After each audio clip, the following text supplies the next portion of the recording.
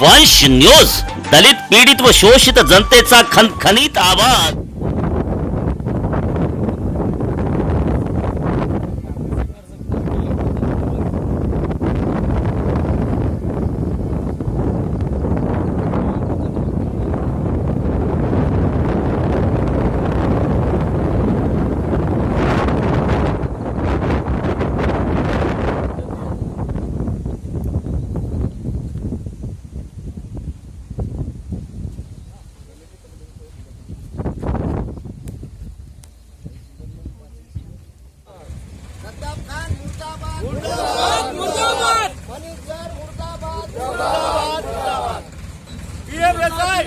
भेटलाच पाहिजे, आम्हाला न्याय मिळालाच पाहिजे।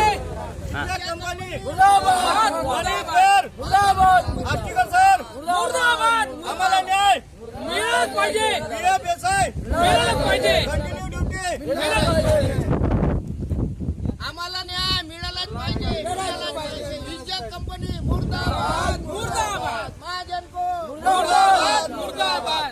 के अंतर्गत यहाँ पर आज भाने गांव में जो कन्वेयर बेल्ट का काम चल रहा है, जो आइजैक कंपनी का है, लेकिन आइजैक कंपनी अपने मजदूर के ऊपर अत्याचार इस तरीके से कर रही है कि उनको न्यूनतम हाजिरी दी नहीं जाती है, उनको पीएफ दिया नहीं जाता, ईएसआई दिया नहीं जाता। आखिर आइजैक कंपनी अपने लेबरों के ऊपर पिछले 1 से 1.5 साल से लॉकडाउन में किस तरीके से अत्याचार कर रहे हैं, इसके संदर्भ में हम चर्चा करने के लिए आज यहाँ पर जो आंदोलन चालू है, यहाँ के जो मजदूर यहाँ पर भाने गांव के पास में यहाँ पर खड़े हैं, कन्वेयर बेल्ट का जहाँ काम चल रहा है, आज हम यहाँ पर उपस्थित हैं। काशी जी, आप अपना पूरा परिचय बताइए। मेरा नाम काशी राय है। मैं यहाँ इंडिया में 1 साल से काम कर रहा हूँ और ट्विटर की तरफ से काम कर रहा हूँ। सर, हम लोग का प्रॉब्लम ये है कि 1 साल से काम कर रहे हैं, हमें न तो सही तरीके से गिरफ्तार दी जाती है, ना सही तरीके से रेगुलर काम दिया जा रहा है, ना इम्प्लीमेंट किया जा रहा है। यह भी ऐसा ही तो हम लोगों ने कई बार बोल रहे हैं, मैनेजमेंट के साथ बोलते हैं कि हाँ दे दूँगा, लेकिन अभी तक कुछ नहीं दिया। और अभी हम लोग को बार बार विदाउट गेट पास काम नहीं कराया जाता है। हाइट पे हम लोग काम करते हैं, न तो सही तरीके से सेफ्टी मिलती है हमको, और काम का प्रेशर हमेशा रहता है कि काम तुम लोग को इस तरह से टारगेट पूरा करना है, ये करना है। लेकिन हम लोग को यहाँ अभी पिछले 2 महीने से हम लोग काम से बाहर हम लोग को बिठा दिया गया है। तो काम के लिए यही रिक्वेस्ट करते रहते हैं सर से कि हमको रेगुलर काम चाहिए। उनका कहना है कि आप लोगों के लिए हमारे पास ना तो कंज्यूमर है और ना ही मटेरियल है, हम काम नहीं दे सकते। इस तरह से हम लोग को काम से बिठाया गया। अच्छा, मुझे एक बात बताइएगा कि जिस तरीके से गवर्नमेंट ने जो न्यूनतम हाजिरी जो तय की है, उस तरीके से यहाँ के जो मजदूर हैं उनको न्यूनतम हाजिरी मिलती है क्या? कितना दिया जाता है कम से कम? मान लीजिए मैं ट्रेडर के तौर पे काम कर रहा हूँ, मुझे ठहराव के हिसाब से अगर दिया जाए तो 18 से 20 हज़ार मेरा पेमेंट बनता है, लेकिन मुझे 14 हज़ार की सैलरी दी जा रही है।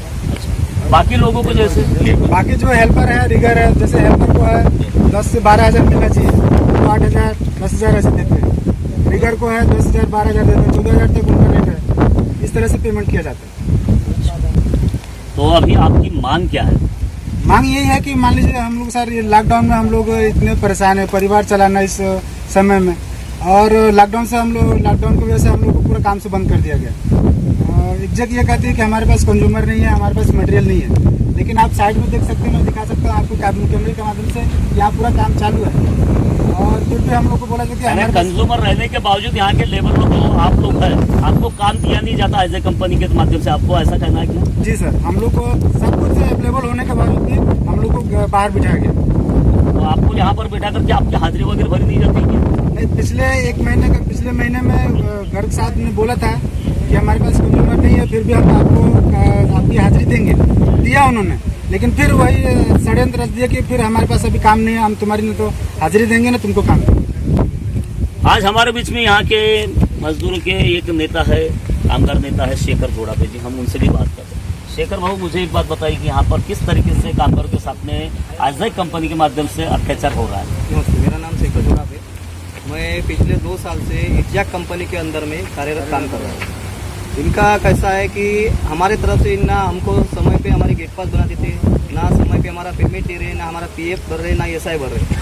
हाइट पे ऊपर में चढ़ के हमको सेफ्टी बेल्ट नहीं दिए जाते हैं, और हमारे तरफ से काम करवाने के बाद में जब लॉकडाउन में जब यूपी बिहार के यहाँ से लेबर चले गए, तो हम स्थानिक रोजगार इनके काम में आए, करने के बाद में हमको बार बार बिठाने की बात करते हैं। ना हमारा पीएफ भर रहे, ना एसआई भर रहे। हमारे ग्रुप में आज 35 लोग काम कर रहे हैं, समय पे हमको पेमेंट नहीं दे रहे। किसी के घर में प्रॉब्लम बढ़ रहा, किसी के पिताजी गुजर गए, किसी के माँ गुजर गए, किसी के लड़की की शादी टूट गई, किसी के सगाई टूट गई, शादी टूट गई। ये कब तक हमारे, जब यहाँ पे स्थानिक रहने के बाद में हमारे ऊपर कब तक अत्याचार चलेगा? हमारे बीच में हमारा कोर्ट में जो फैसला चल रहा है, आज गिरे हालत, हमने 6 महीने पहले हमने निवेदन दिया था कि हमारे ऊपर जो हमारा पीएफ एसआई जो हम जिस हक के लिए लड़ रहे, हमको आज टलाते मनीषगर सर और हमारे मुख्य अभियंता आष्टीकर सर और राठौड़ सर, वाजुरकर सर, ये हमको बार बार कमिटमेंट करके 15 दिन काम देते हैं। ये 210 में भी हमको 10 दिन की गेट पास बना के दिए, हमसे काम करवा लिए, फिर हमको बिठा दिए। क्या आपने इसके संदर्भ में कोई कामगारों के माध्यम से कोई आपने पीएफ ऑफिस में कई कंप्लेंट वगैरह की? आपके जब ये पीएफ नहीं भरा जाता है तो? नहीं, हमारे लिए हमारे राष्ट्रीय मजदूर सेना नेता है विजय पाटिल सर, हमारे सतर्क हमारे साथ में है और पूरी लड़ाई हम लड़ रहे, लेकिन अभी तक हमको न्याय नहीं मिल रहा। और ज़्यादा हम बात करने जाए तो इसमें आ जाते हो, बार बार हमारे ऊपर हायर हो जाते हैं।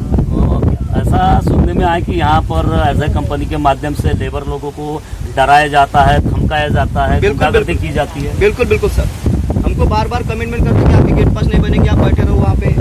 आज पिछले 1.5 महीने से हम यहाँ पे बैठे हैं, जबकि इनके पास कंज्यूमर है, सब एस्टिमेट होने के बावजूद हमको बिठा के हम लेकिन अब पिछले 8 दिन से हमारी नाम अपना आधार कार्ड भर रहे, आना का नहीं कर। माझे नाव गजानन बेवणे, मी इथं 1 वर्षापासून कार्यरत आहे इज्जॅक कंपनीमध्ये आणि मला दिवाळी झाली, सारे सण त्योहार आले, पण मला पेमेंट मिळाला नाही या इज्जॅक कंपनीकडून।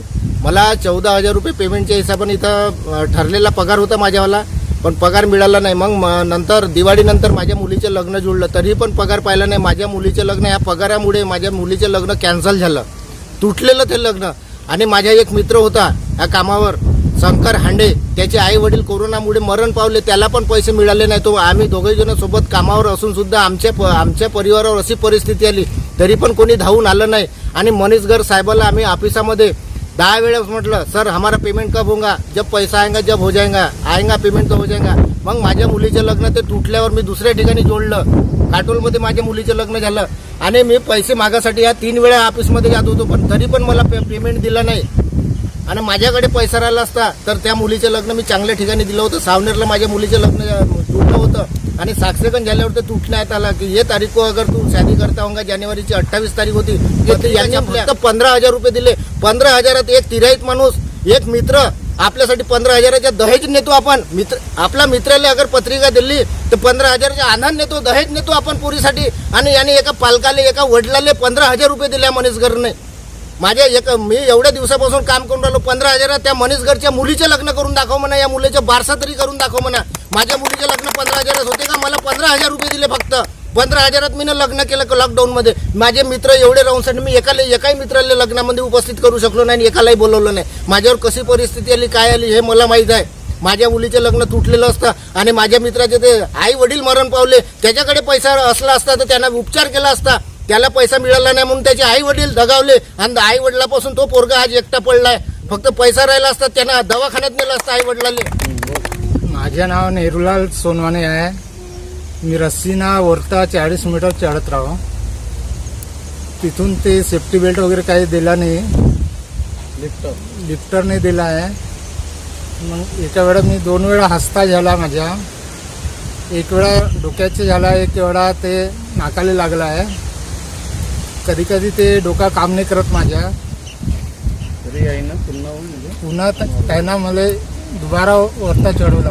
यहाँ पर आप देख सकते हैं कि कोराडी महाजन को न्यू प्रोजेक्ट 660 के अंतर्गत यहाँ पर कन्वेयर बेल्ट का काम यहाँ पर एसआई कंपनी के माध्यम से किया जा रहा है। लेकिन यहाँ पर एसआई कंपनी के माध्यम से ये जो लेबर है 30 से 35 ये लोग जो है यहाँ पर जो काम करते हैं, इनको सेफ्टी प्रिकॉशन इनको मतलब दिया नहीं जाता। इनको 40 फीट हाइट के ऊपर काम किया जाता है, वो भी रस्सी के माध्यम से इनको चढ़ने के लिए बताया जाता है। यहाँ पर इनको ना झूले की व्यवस्था है, ना सीढ़ी की। ये किस तरीके का अत्याचार एसआई कंपनी के माध्यम से, इनके जो सुपरवाइजर है, इनके जो मालक है, इनके माध्यम से लेबर लोगों के ऊपर किया जाता है। लेबर लोगों का ये यहाँ पर आरोप है कि एसआई कंपनी के माध्यम से उनका पीएफ भरा नहीं जाता, इनको न्यूनतम हाजिरी जो है जो गवर्नमेंट ने तय की है, वो गवर्नमेंट ने जो तय की हाजिरी उनको मिलती नहीं है, पीएफ भरा नहीं जाता, ईएसआई लागू नहीं, कुछ नहीं है। ऐसे गिरे हालत में जो लॉकडाउन में इनके जो पुराने जो लेबर थे यूपी बिहार से आए हुए, वो यूपी बिहार के लेबर जाने के बावजूद जो स्थानीय मजदूर है, इन्होंने अपना खून पसीना एक करके ऐसे कंपनी का ये जो कन्वेयर बेल्ट का निर्माण का जो काम हो रहा था, उस काम में अपना खून पसीना एक किया, लेकिन उनके गिरी हुई हालत में इनको कंपनी के माध्यम से किसी तरीके से कोई भी मदद या मुआवजा नहीं दिया जाता है। यहाँ पर कुछ हादसे भी हो चुके हैं सेफ्टी प्रिकॉशन ना लेने की वजह से। आखिर ऐसे कंपनी जैसी जो मजदूरों का शोषण करने वाली जो कंपनी है, इस कंपनी के ऊपर मुख्य अभियंता कोराड़ी ये कार्रवाई क्यों नहीं कर? लेबर लोगों का जो शोषण हो रहा है, इसके ऊपर वेलफेयर ऑफिसर जो है, इनका कोई नियंत्रण है क्या नहीं है? आखिर ऐसे कंपनी को ब्लैक लिस्टेड क्यों नहीं किया जाता? ये बहुत बड़ी मांग यहाँ पे उठाई जा रही है। आखिर ऐसे कंपनी के माध्यम से लेबर लोगों का जो शोषण हो रहा है, उस शोषण की खबर यहाँ पर मुख्य अभियंता राजेश पाटिल साहब या मुख्य अभियंता 210 के जो तास्कर साहब है, इनके माध्यम से यहाँ पहुँच रही है या नहीं है? ये बहुत बड़ा मुद्दा आज मजदूरों का लेकर आज हम थाने गांव के जो कन्वेयर बेल्ट का जो प्रोजेक्ट यहाँ पर जो काम चल रहा है, वहां से सीधे हम ये खबर लेकर आप दर्शकों के बीच में हम लेके आए। तब तक आप देखते रहिए फर्स्ट न्यूज चैनल। मैं सुनील साड़वे, मुख्य संपादक फर्स्ट न्यूज, थाने गांव से।